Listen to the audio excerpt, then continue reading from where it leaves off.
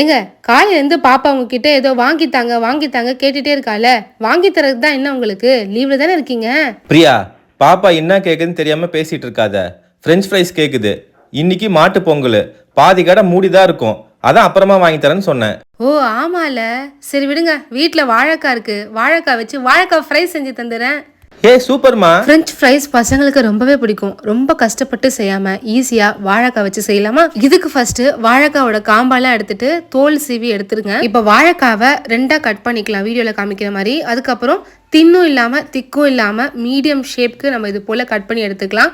நல்ல இது போல நம்ம வீடியோல காட்டுற மாதிரி இருக்கணும். இப்போ கட் பண்ணி வச்சிருந்த வாழைக்காவை ஒரு பவுல டிரான்ஸ்ஃபர் பண்ணிடுங்க. இதோட 2 ஸ்பூன் அளவுக்கு கார்ன்ஃபிளவர், 1 ஸ்பூன் அளவுக்கு ரவை, இது எல்லாத்தையும் நல்லா இது போல கலந்து விட்டுருங்க.